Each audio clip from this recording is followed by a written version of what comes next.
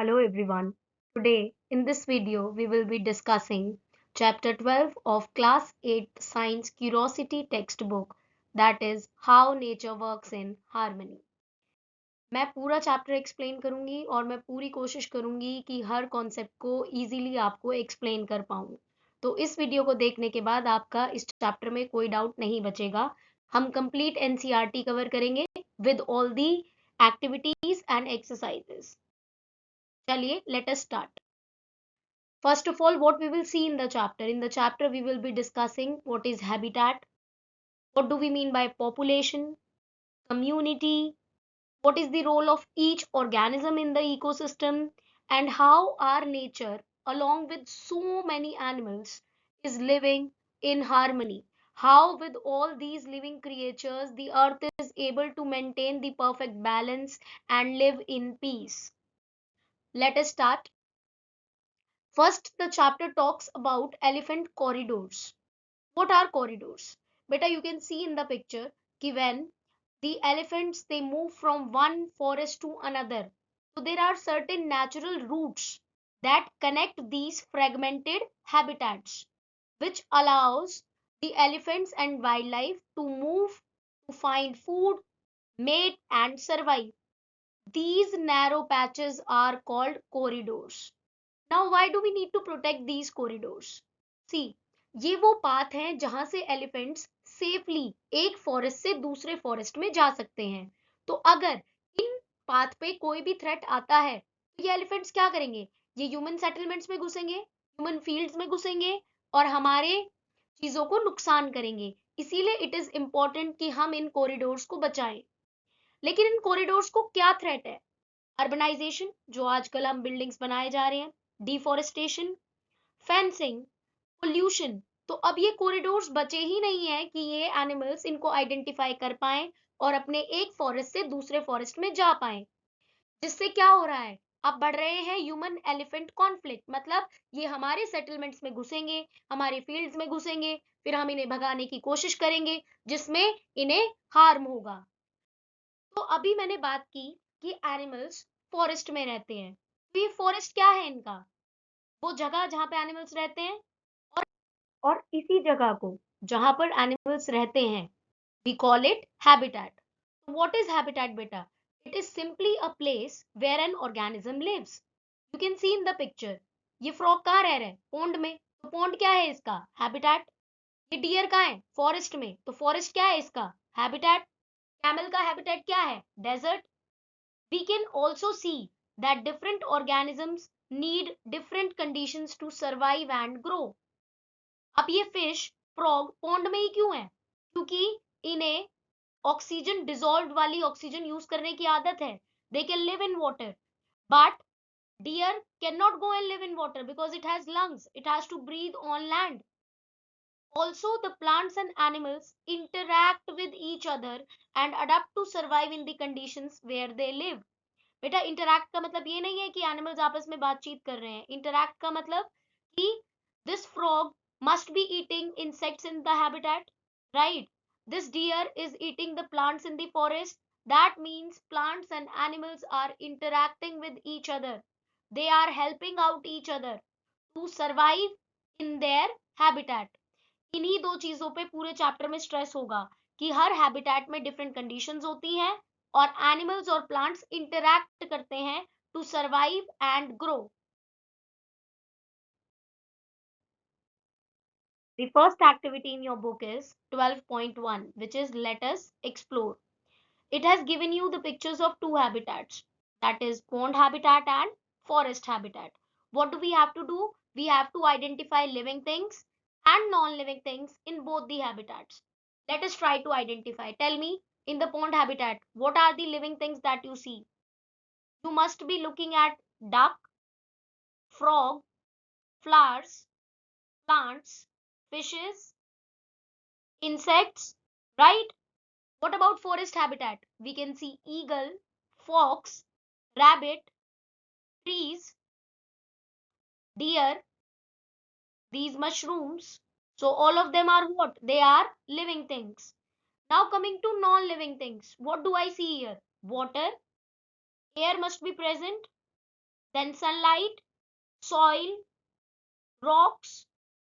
What about here in forest habitat? We have soil, we have air, we have again water, sunlight. So beta, you can identify that there are living things and non-living things in a habitat. Whatever we discussed in the previous slide. Now let us summarize it, that what did we get from there? If I look at any habitat, beta, there are two components. One is the living component, which is called the biotic component of the habitat, and the other is non-living component, which is called abiotic component of the habitat. If I try to compare the two habitats, what are the similarities that we see? We see that both the habitats have living and non-living components. We already discussed that both of them are having living things and non-living things. Both contain plant and animals living together. In either of the habitat, we did not see that plants are living in isolation and animals are living in isolation. No, both of them are living together and they are also interacting with each other for their needs and survival. Organisms in both habitats depend on one another for survival. Both provide water, air, food, and shelter to the living organisms. Now, if I try to look at the differences, where do I see the differences? Beta, I can see that here water is the main feature, but here land is the main feature. So, obviously, the living organisms that I find in the pond habitat are aquatic animals like fish, frogs, lotus, algae, which can survive in water, right? And if I talk of biotic component of forest habitat, they would be terrestrial plants and animals which live on land. So they are adapted to live in water and the other are adapted to live on land. One thing that is clear from the comparison is that the biotic component varies with habitat. In pond habitat, the living organisms are different. In forest habitat, the living organisms are different. But what about abiotic components? We see that they are same. We have the same air, sunlight, water. Then how do they change with habitat? You can simply see that only their quantity changes. Here in pond habitat, the amount of water is more, but it is less in forest habitat. Similarly, the amount of soil, rocks is more in forest habitat, but less in pond habitat. So we can see that the quantity of abiotic components changes from habitat to habitat.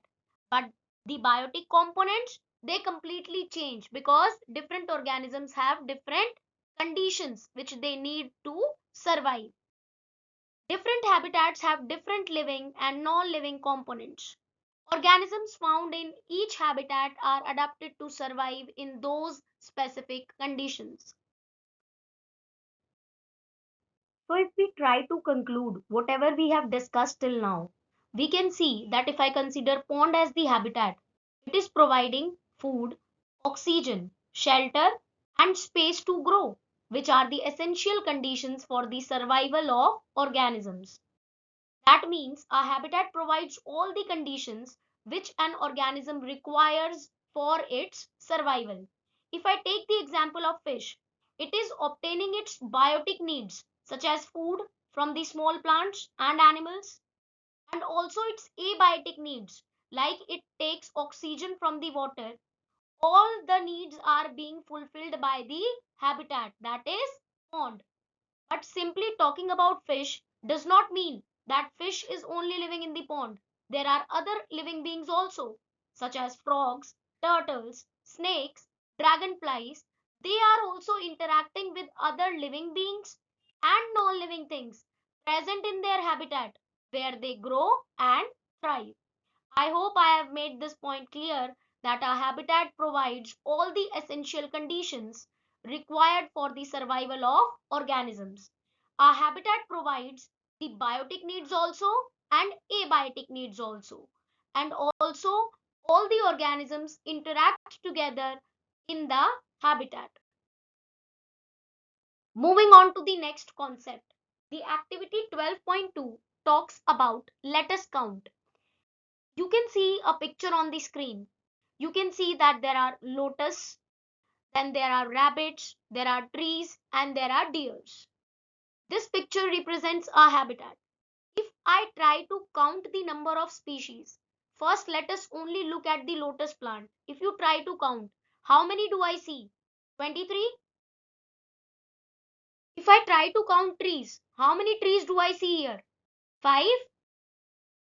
How many rabbits do I see here? 6. Then how many deers do I see here? 2. If I count them individually, if I am looking at only single organism, see, when I am talking about lotus, I am counting only lotus. That means this 23 represents the population of lotus in this habitat. If I talk of trees, what is the population of trees in the habitat? 5. If I talk of rabbits, what is their population? 6. So what do we understand? That population is the number of individuals of the same species which are living in a particular area or a habitat at a given time. So in a place, how many individuals are living of the same species? They are called a population. Always remember two important terms. Particular area, that means I am only talking about a particular habitat at a given time. बेटा with time population can change. कोई disease आ जाए तो population कम हो जाएगी, या reproduction ज्यादा हो जाए किसी एक organism की तो उसकी population increase कर जाएगी. इसीलिए these two points are important to mention, that at a particular area and at a given time. This table you can fill out. अभी मैंने आपको picture दिखाई थी. Plant 1 you can fill out lotus, then trees, then rabbit, then deer, and you can fill out the population. Now coming to an important concept. We talked about populations. We see that there were different populations living in the habitat. Tell me what would happen if all the organisms in our habitat are of same kind. मैं कहूंगी किसी habitat में सिर्फ rabbit ही रह रहे हैं, या किसी habitat में सिर्फ deer ही रह रहे हैं, तो क्या प्रॉब्लम होगा उससे? बेटा उससे ये प्रॉब्लम होगा कि अगर सारे ऑर्गेनिज्म सेम है तो उनकी रिक्वायरमेंट भी सेम होगी. उनको सबको सेम फूड चाहिए, सेम वाटर की क्वांटिटी चाहिए, सेम स्पेस चाहिए. तो क्या होगा? आपस में कंपटीशन होगा और स्कैर्सिटी ऑफ रिसोर्सेज होंगी. सबको इक्वल रिसोर्सेज नहीं मिल पाएंगे and ultimately they will start harming themselves. उनकी पॉपुलेशन कम होने लगेगी. Coming to the next concept, community. बेटा एक हैबिटेट में हमने पॉपुलेशन कहा था कि सिर्फ लोटस काउंट कर रहे हैं, सिर्फ रैबिट काउंट कर रहे हैं, लेकिन क्या एक हैबिटेट में ये आइसोलेशन में रह रहे होते हैं? नहीं. All of them are living together, so they together form what? Community. So a community is made up of different populations of living organisms living together in the same habitat and interacting with one another. ये सारे living organisms एक साथ रह रहे हैं, एक ही habitat में रह रहे हैं और एक दूसरे के साथ इंटरैक्ट कर रहे हैं for their needs and survival. तो मैं इन सबको मिला के क्या कहूंगी? कम्युनिटी. मतलब पहले जब हम पॉपुलेशन की बात कर रहे थे तो हम सिर्फ लोटस की बात करते या सिर्फ ट्री की बात करते, लेकिन अब इन सब पॉपुलेशंस को साथ में लेके interacting together we call this as community. I hope I have made this point clear. And in a community all the living organisms are counted. living organisms में क्या क्या आते हैं? Plant, animals और micro organisms. micro organisms की 4 category आपने chapter 2 में पढ़ी हैं. कौन कौन सी? Bacteria, algae, fungi, protozoa. तो ये सब काउंट होंगे किसमें? कम्युनिटी में. किसी भी हैबिटेट की कम्युनिटी का मतलब क्या है? जितनी भी पॉपुलेशन वहां साथ में रह रही है और इंटरैक्ट कर रही है, we call them together as community. The biotic components of a habitat, such as the plants, animals, and microorganisms, they together form the community. Always remember, I am talking about only biotic components. सिर्फ living things बना रही है community. These organisms interact and depend on one another for survival. Now coming on to the next important part of the chapter, that is, does every organism in a community matter? But just now we discussed that in a community there are many organisms living together in a habitat. So what effect do we see if one organism disappears or if the population of one organism decreases? ये हम discuss करेंगे with the help of this case study. आप इन दोनों pictures को ध्यान से देखो। In pond A you see fishes, in pond B you do not see any fish, but the amazing thing is the plant population is more in pond A, but plant population has also decreased in pond B. That means there is certainly some connection between the population of fish and the population of plants. ऐसे अगर हम सोचे तो हम कोई direct relationship नहीं establish कर सकते कि फिश की पॉपुलेशन प्लांट की पॉपुलेशन को अफेक्ट कर रही होगी, लेकिन इस केस स्टडी में हमें डायरेक्टली दिख रहा है कि जहां पे फिश की पॉपुलेशन कम हुई है वहां प्लांट की पॉपुलेशन भी कम हो गई है। Let us try to understand how. सबसे पहले हम ये कंपेयर करते हैं कि दोनों पॉन्ड्स में किस ऑर्गेनिज्म की क्वांटिटी ज्यादा है और किसकी कम है। फिशेस की बात करते हैं सबसे पहले। पॉन्ड ए में फिशेस मोर, pond B में fishes less. Bees and butterfly, if you see in pond A, it is more. In pond B, less. Dragonfly, here less, but in pond B, more. Plants, more, and in pond B, less. That means fishes are more in pond A, so plants are also more. Fishes are less in pond B, so plants are also less. ये relationship understand करने के लिए हमें पहले एक chart को understand करना पड़ेगा। चलिए देखते हैं।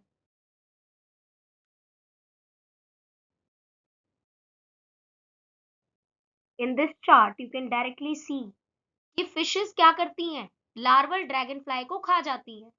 तो अगर लार्वल ड्रैगन फ्लाई को खा गए तो वो ड्रैगन फ्लाई नहीं बनेगी। मतलब अगर फिश ज्यादा तो ड्रैगन फ्लाई कम हो जाएंगी। ड्रैगन फ्लाई खाती है किसको, बी को। तो अगर ड्रैगन फ्लाई कम है तो बी की पॉपुलेशन बढ़ जाएगी। And we know bees are what, they are pollinators, तो ज्यादा सीड प्रोडक्शन होगा और प्लांट की पॉपुलेशन विल इंक्रीज। जो यहाँ पे आपको नेगेटिव दिख रहे हैं, that means they are reducing the population, and the green arrows show that they are increasing the population. Also, the red arrows represent the direct effect, but the green represent the indirect effect. If I try to put it in the form of flow chart, आप pond ए देखो पहले। Fishes ज्यादा है, fishes ज्यादा है तो वो dragon fly के लार्वा को खा जाएंगी, तो लार्वा कम हो गया, लार्वा कम हो गया तो ड्रैगन फ्लाइज कम हो गई। ड्रैगन फ्लाइज किसको खाती हैं, बटरफ्लाइज को। तो अगर ड्रैगन फ्लाई कम हो गई तो बटरफ्लाई ज्यादा हो गई। बटरफ्लाई क्या है, पॉलिनेटर्स हैं, तो ये ज्यादा सीड प्रोड्यूस करेंगे और प्लांट की पॉपुलेशन इंक्रीज कर जाएगी। अगर पॉन्ड बी की बात करें तो वहां पे फिशेस कम है, तो क्या होगा, फिशेस कम है तो ये लार्वा नहीं खाएंगी ड्रैगन फ्लाई का, तो ड्रैगन फ्लाई बढ़ जाएंगी। ड्रैगन फ्लाई किसको खाती हैं, बटरफ्लाई को। तो अगर ज्यादा ड्रैगन फ्लाई है तो बटरफ्लाई की पॉपुलेशन कम हो जाएगी, पॉलिनेशन कम होगी, कम सीड्स प्रोड्यूस होंगे और कम प्लांट्स होंगे। I hope you have understood. Now coming on to the next topic. अभी तक हमने बात करी कि लिविंग ऑर्गेनिजम्स मिलके बनाते हैं कम्युनिटी, लेकिन हमने तो देखा था कि हैबिटेट में नॉन लिविंग कंपोनेंट्स भी थे, वो भी तो इंटरैक्ट करते हैं। तो अब हम बात करेंगे कि what are the different types of interactions among organisms and their surrounding. कोई भी ऑर्गेनिज्म जब अपने हैबिटेट में है तो वो किस तरीके की इंटरैक्शंस दिखाता है। बेटा तीन तरीके की इंटरैक्शंस हो सकती हैं। बायोटिक, बायोटिक, बी क्या करती है, पॉलिनेशन में हेल्प कर रही है फ्लावर को, ये भी बायोटिक है, ये भी बायोटिक है। तो यहाँ पे biotic component is interacting with biotic component. Rabbit is eating grass, again biotic component is interacting with biotic component. There is another interaction that is biotic abiotic. Sunlight को यूज करके plant क्या कर रहा है, फोटोसिंथेसिस। वाटर को use करके photosynthesis. Air क्या करती है, ट्रांसपिरेशन रेट को इफेक्ट करती है। So here what is happening, biotic component is interacting with abiotic component. और तीसरा इंटरैक्शन एबायोटिक और एबायोटिक कंपोनेंट, मतलब the interaction between non living components. अगर हीट ज्यादा हुई सन की तो क्या करेगा, वाटर इवेपोरेट करेगा तो वाटर कम हो जाएगा। अगर रेनफॉल हुई तो सॉइल में मॉइस्चर ज्यादा होगा वरना कम होगा। दैट मीन्स किसी भी हैबिटेट में कितने टाइप के इंटरेक्शंस हो रहे हैं, तीन। बायोटिक और बायोटिक मतलब लिविंग ऑर्गेनिजम्स आपस में इंटरेक्ट कर रहे हैं, लिविंग और नॉन लिविंग कंपोनेंट्स आपस में इंटरेक्ट कर रहे हैं, और नॉन लिविंग कंपोनेंट्स भी आपस में इंटरेक्ट कर रहे हैं। Always remember, all the three interactions are essential for maintaining the balance of the ecosystem. अब एक्टिविटी 12.4 कहती है कि you have to observe the figure and you have to identify the three types of interaction, कि जिसमें biotic abiotic interaction हो रहा हो, abiotic abiotic interaction हो रहा हो, या फिर बायोटिक बायोटिक इंटरेक्शन हो रहा हो। अभी हम इन्हें आइडेंटिफाई करेंगे टेबल की हेल्प से, बट उससे पहले अगर आप देखें कि बायोटिक और एबायोटिक चीजें जब इंटरैक्ट करती हैं तो वो क्या इन्फ्लुएंस करती हैं, न्यूट्रिशन, रेस्पिरेशन, रिप्रोडक्शन, है ना। रिप्रोडक्शन टेम्परेचर अगर आप देखिए तो टेम्परेचर अफेक्ट करता है, which is abiotic factor, it affects our reproduction rate. Then respiration, कितनी ऑक्सीजन है हवा में, वो डिसाइड करेगा respiration rate.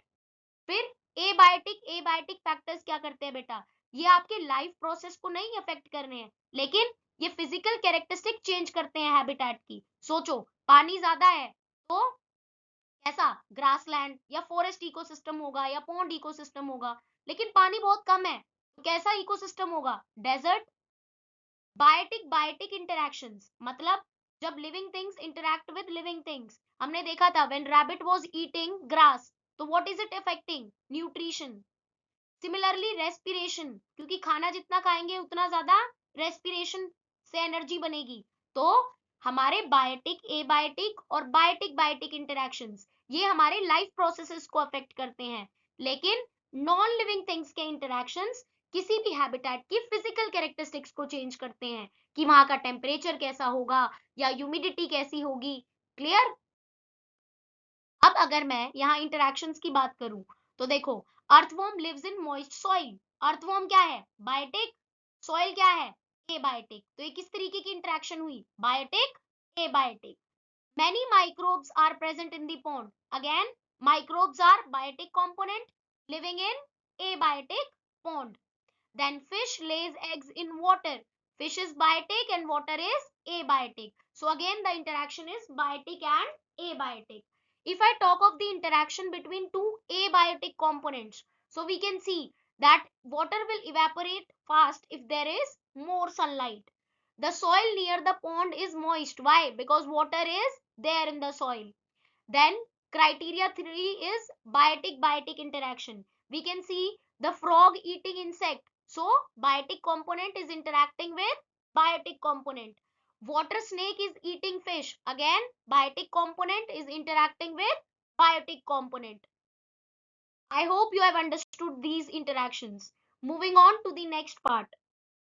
We just now saw that in the community we were talking about only living components. But we know that in a habitat, the living components they interact with the non-living components to fulfill their needs. तो बेटा अब ये जो living component और non-living component मिलके जो system बनाते हैं उसे हम कहते हैं ecosystem. The biotic components and the abiotic components in a habitat they interact with each other to form a system called ecosystem. Organisms in an ecosystem they interact with abiotic components for food, shelter and protection. ये तो हमने पहले भी discuss किया है कि जो भी ऑर्गेनिज्म रह रहे हैं इकोसिस्टम में वो एबायोटिक कंपोनेंट्स के साथ इंटरैक्ट करते हैं, किस लिए, फूड के लिए, शेल्टर के लिए और प्रोटेक्शन के लिए। Now coming to types of ecosystem. Generally, we have two types of ecosystems: aquatic ecosystems and terrestrial ecosystems. Aquatic ecosystems are found in water bodies. So they include freshwater ecosystem like lakes, rivers, and marine ecosystems like oceans, coral reefs. Terrestrial ecosystems are found on land. These include forest ecosystem, grassland ecosystem, desert ecosystem, right? Now, do not confuse it with artificial or man-made ecosystem. Those ecosystems are made by human beings and they can be of both type. Aquatic भी हो सकते हैं. हम aquarium बनाते हैं तो aquarium क्या है? Man made aquatic ecosystem. Terrestrial ecosystem भी हो सकते हैं. हमारे फार्म लैंड्स किसका एग्जाम्पल होंगे? एग्रीकल्चरल फील्ड्स टेरिस्ट्रियल इकोसिस्टम के एग्जाम्पल होंगे जो मैन मेड हैं. Always remember the aquatic and terrestrial ecosystems they can be large or small. Do not always think कि अगर aquatic ecosystem है तो बड़ा ही होगा या छोटा ही होगा. Size can vary. Now try to look at this picture. How many ecosystems do you see overlapping? You can see the river ecosystem, farmland ecosystem, grassland ecosystem. You can also see the mountains behind, right? So the ecosystems can be found overlapping with each other. Now coming to activity 12.5, which deals with let us classify. So we have discussed so many organisms living in a habitat in an ecosystem. Now we are going to classify them according to their eating habits. You have been given this table in your book, which is 12.4. Let us fill it out and understand how we can classify these organisms. So you can see deer. Does it perform photosynthesis? No. Does it feed on plants? Yes. Does it feed on animals? No. So what we can say about deer? That it feeds only on plants. Similar is the case of horse. Coming to vulture. Does it perform photosynthesis? No. Does it eat plant and plant products? No. We know it is a scavenger. It eats the flesh of dead animals. So it feeds only on animals. Coming to Bengal fox. Does it do photosynthesis? No. But it can eat fruits and small animals. So it comes in the category of eating both plants and animals. If I talk of Shikra bird, it does not perform photosynthesis. It does not feed on plant products. It is a carnivore bird which feeds only on animals. If I talk of squirrel, it eats the plant and plant products, sometimes small insects. So I can keep it in the category of both plants and animals. Similar is the case of mouse. Coming to mushrooms, we know what are mushrooms? They are saprotrophs. They feed on dead and decaying matter. So I'm not placing them in either category, whether they feed on plant or animal. They feed on dead and decaying matter. If I talk of tree, they can do photosynthesis. They can prepare their own food. So no need to feed on animals or plant products. So we have written no. From this table, what you can see that there is one category, that is trees, which can perform photosynthesis. That means it can prepare its own food. Rest all other organisms are what? They are not preparing their food. They are taking it from the plants. So this divides the organisms into two categories. One is the producer category where the organism can produce their own food, and the other category is consumers. In consumers, we have categories like organisms which are eating only plants. They are herbivores. Organisms eating only animals. They are what? Carnivores. And those who are eating both, they are omnivores. So let us summarize. We have learned that the plants are autotroph. Auto means self and troph means food. They can prepare their own food, so they are autotrophs, or we can call them producers. Rest all other are consumers or heterotrophs, because they do what? They depend on the plants for food. If they eat only plants, we call them herbivores. If they eat only animals, they are carnivores. And if they eat both, they are omnivores. So here we can classify the organisms as autotrophs and heterotrophs. In heterotrophs, we have further categories. Now, since we have classified organisms, now we need to see that how they are placed in the ecosystem. How do they feed on each other? We have already discussed that different living organisms, they interact with each other to fulfill their food requirements. That means one organism is feeding on another. This feeding relationship is called food chain. A food chain is a simple sequence showing who eats whom in an ecosystem. If you look at the activity 12.6 in your book, it gives you certain organisms and you have to arrange them in the form of a feeding relationship. So if I try to build one food chain, see what happens. Grass is eaten by grasshopper, grasshopper is eaten by frog, frog is eaten by snake, and snake can further be eaten by eagle. This feeding relationship is called food chain. This simple sequence that who eats whom is called food chain. Now, I can just not make this simple food chain. I can make another food chain as well from the same organisms. The grass may not only be eaten by the grasshopper, it may also be eaten by the rabbit, then further eaten by snake, and which is further eaten by eagle. So, with the given organisms, there is not only one feeding relationship that exists. There can be multiple feeding relationships which can exist in the ecosystem. And, and those multiple feeding relationships are called food web. Now let us come to activity 12.7. You have been given this picture in your book, which is figure 12.10. You have to do what? You have to count the number of millets, the number of mouse, and the number of eagle in the field ecosystem. This is simply a crop field. So if I count, what do I see? The number of millets in the picture are almost 52. Rats are only 15, while eagle is just 1. So if I try to arrange this food chain in the form of pyramid, I know that here would be the millets, because millets would be eaten by the mouse, and on this level there would be eagle. If I look at the pyramid, I can see that the base is broad, which is shown by the population also. When I counted millets, it is 52. That means it is more in number. Mice is how much? 15. It is less than the lower level. And if I talk of eagle, it is just 1. That means the apex becomes pointed. So in an ecosystem, whenever I try to represent any food chain in the form of a pyramid, I see that the population of producers is maximum and the organisms on the above level, they keep on decreasing. The each level in the food chain is called trophic level. And always remember, the lower or the first trophic level is occupied by producers, which are more in number. Then we have herbivores, which can take up the second level. Then we have small carnivores, and then ultimately we have the large carnivores.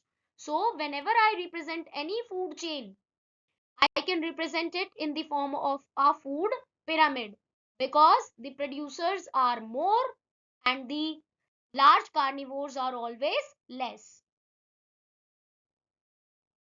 Now coming to activity 12.8. You can see in the picture that they have shown us different food chains, that grass is being eaten by mouse, mouse is being eaten by fox. But what do I see here? That there may be other feeding relationships as well. Hare can also be eaten by the fox. Fox can directly be eaten by the hawk. Mouse can be eaten directly by the hawk. Frog can be directly eaten by the hawk. Owl can be eaten by the hawk. So these are the arrows that I can draw. But what do I see here? That the different food chains are interconnected with each other.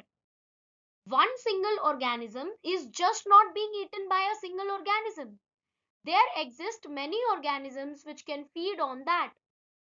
This network of interconnected food chains is called food web, where each organism may be eaten by two or more types of organisms. Therefore, in an ecosystem, the food chains are interlinked, and these interlinked food chains are called what? Food web. Now, in every ecosystem in the nature, we see that there are different organisms living together. They must be dying, they must be excreting, plants are always shedding their leaves, then what happens to all the waste that is generated in nature?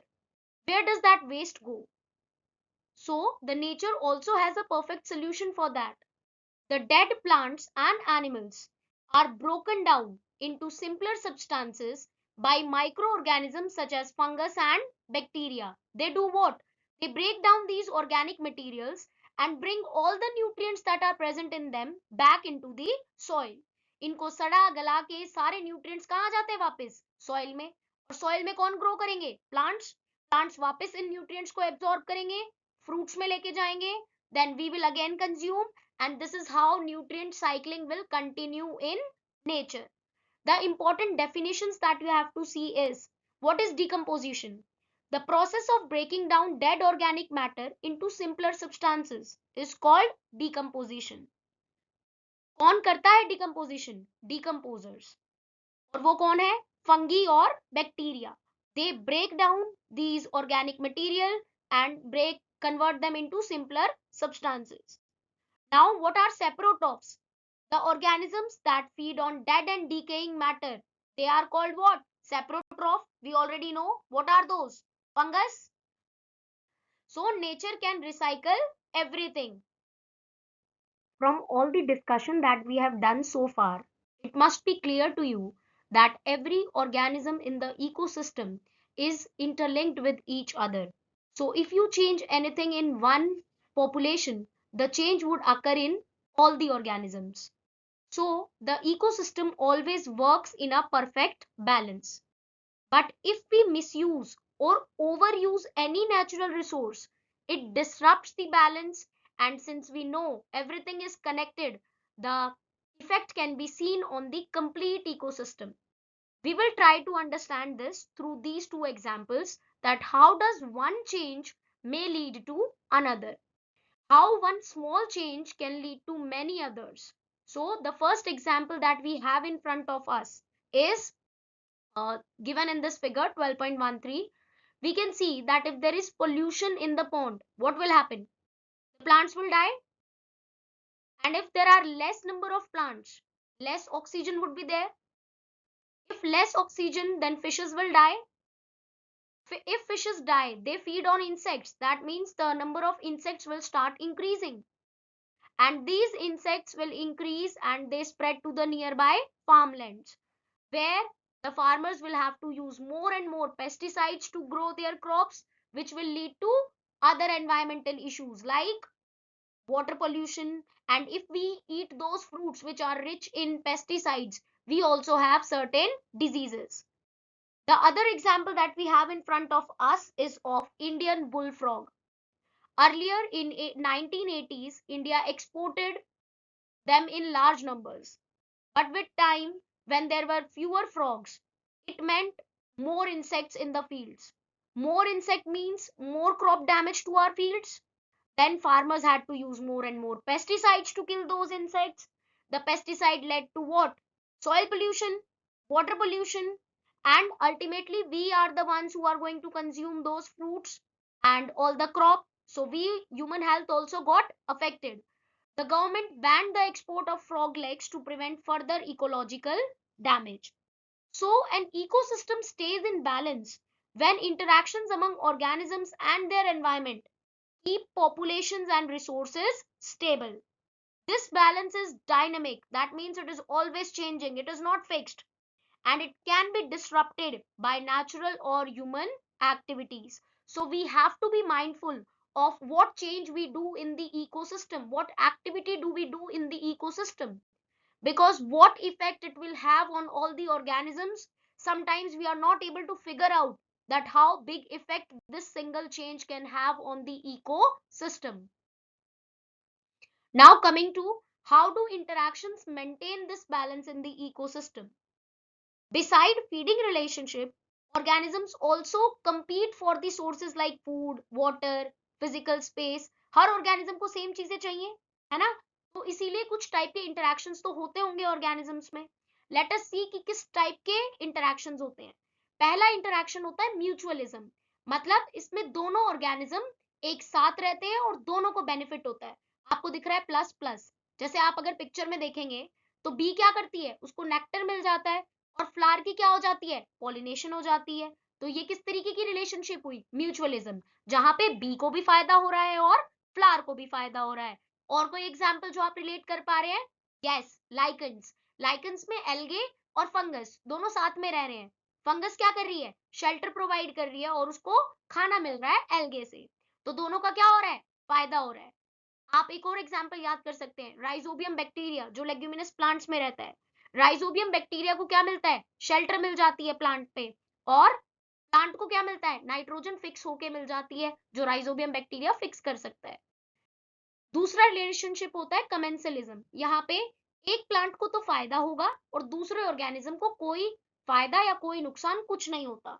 इसका अगर आप example देखें तो ये जो orchids हैं, ये क्या करते हैं, ट्री के बार्क पे ग्रो करते हैं, तो इन्हें क्या मिल गया, सपोर्ट। तो ऑर्किड को क्या हो गया, बेनिफिट। लेकिन ट्री को तो कोई नुकसान नहीं, कोई फायदा नहीं, तो tree remains unaffected. This is an example of commensalism. Next is parasitism. Parasitism हमने पहले भी पढ़ा है कि पैरासाइट वो हैं जो क्या करते हैं, लिविंग ऑर्गेनिज्म से खाना डिराइव करते हैं, और जिस ऑर्गेनिज्म से डिराइव करते हैं उसे कहते हैं होस्ट। तो होस्ट का क्या होता है, नुकसान, और पैरासाइट का क्या होता है, फायदा। मतलब इसमें एक ऑर्गेनिज्म को बेनिफिट होगा और एक को नुकसान। You can see in the example, the ticks that are growing on the dog's skin, the ticks get their food in the form of blood from the dog, but dog gets skin irritation and other diseases. So different interactions among organisms help maintain the balance of an ecosystem. सोचो अगर हमेशा competition ही होता रहता तो क्या होता, population size हमेशा decrease होता, क्योंकि वो आपस में compete करते, हमेशा एक ऑर्गेनिज्म मरता और एक जीता। लेकिन there are different types of interactions that we see in the ecosystem. Now, what are the benefits of an ecosystem? Ecosystem हमारे लिए क्यों यूजफुल हैं? Healthy ecosystems, they support the life. We have already discussed that ecosystems provide food, water, oxygen, shelter, and many other resources to the living organisms which live in them. They maintain the balance of nature. A very beautiful example that is given in our book is of mangrove forest in the Sundarbans. You can see that it is the largest mangrove forest in the world. It is home to a rich variety of plants and animals. And moreover, whenever there have been tsunamis or floods in the coastal regions, they have always protected them by acting as a natural barrier. They absorb carbon dioxide from the air and help reduce global warming. They support rich biodiversity and they maintain the ecological balance in the coastal regions. Now, what are the threats to the ecosystems that we see? We have been doing deforestation recklessly. We are not realizing that if we are disrupting the ecosystem, the effect would be seen even on us. Then pollution. We are releasing untreated waste into rivers without realizing that how drastically it is affecting the aquatic life. Climate change. The carbon dioxide is increasing in our atmosphere, which is leading to global warming. We have been overusing natural resources, as we have discussed the example of Indian frog. So we have to be careful that we have to protect our ecosystem. Healthy ecosystems provide many benefits, but human activities can disturb their balance. Protecting ecosystem will help protect life on earth. So we need to be mindful of what activities are we doing in our ecosystem. Now, the last part of the chapter deals with human-made ecosystems and sustainable farming. We as humans always create and manage some ecosystems to meet our needs. These are called human-made ecosystems. And for example, you can take gardens, plantations, parks, fish ponds, farmers, right? So we are doing what? We are maintaining these ecosystems for our specific needs. They are continuously taken care and managed by human beings. But what do we need to make sure? We need to make sure that we use eco-friendly farming practices to meet our needs without harming the environment. We need to ensure that whatever ecosystem we are making, we make it sustainable. We make it a balanced ecosystem. For that, we need to make sure that we maintain the soil fertility. We always try to conserve water. We protect the beneficial insects. We reduce the pollution and we ensure healthy crop production. Simply making an ecosystem does not mean I can recklessly use large amount of fertilizers and pesticides in my field, because that is going to disrupt the balance of the other ecosystem also, the natural ones also. So when I am making any ecosystem, I have to make sure that I make it sustainable. The other practice that we see in human culture, that is monoculture. What do? We continue to grow only one type of crop on the same land for many years. This is called monoculture. What are the problems with this culture? It increases the pest attacks. It reduces the soil nutrients, क्योंकि एक ही type का plant हर बार soil में उग रहा है, वो same type के nutrient को बार बार यूज कर रहा है ना? तो it requires more chemical fertilisers and pesticides. It decreases biodiversity.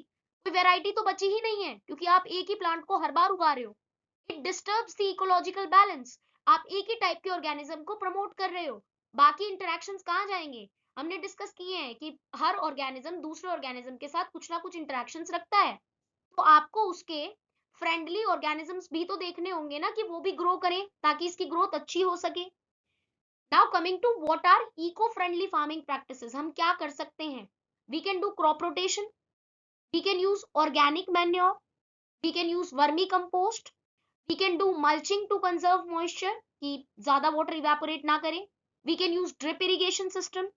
We can use biological pest control, मतलब पेस्टिसाइड्स छिड़कने की जगह हम कुछ ऐसे ऑर्गेनिजम्स को पाल सकते हैं, या फिर हम नीम बेस्ड स्प्रेज यूज कर सकते हैं जिनसे पेस्ट कम आए और इनका कोई केमिकल इफेक्ट भी नहीं होगा. Intercropping and mixed cropping. Now why is biodiversity important?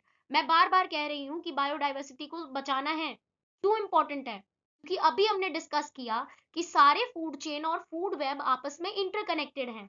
If we want that there is stability of the ecosystem, we have to make sure that we have to protect everything, all the organisms.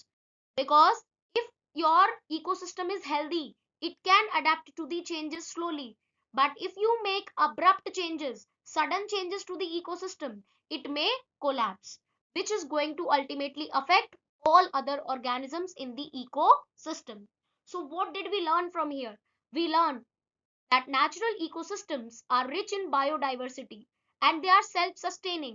हमने देखा है कि वहां decomposers भी हैं जो क्या करेंगे? वेस्ट को रिमूव भी करेंगे, है ना? और हमारे पास स्कैवेंजर्स भी हैं जो डेड एनिमल्स को रिमूव कर देंगे. तो नेचुरल इकोसिस्टम अपने आप सेल्फ सस्टेनिंग है, लेकिन human made ecosystem they need human care. Sustainable farming practices help us produce more with less harm and protect our environment for the future, because we know if we protect the ecosystem, we are also protected, because everything in the ecosystem is interconnected with each other. That is all for this chapter from my side. If you have any doubt, you can comment down and stay tuned to the Curious Lab for more such videos where you ask, explore and discover. Also, I would be uploading the MCQs video for this chapter. So first you go through the chapter properly and then try to attempt the MCQs. Then you will understand that how much concept have you got in your brain. Thank you.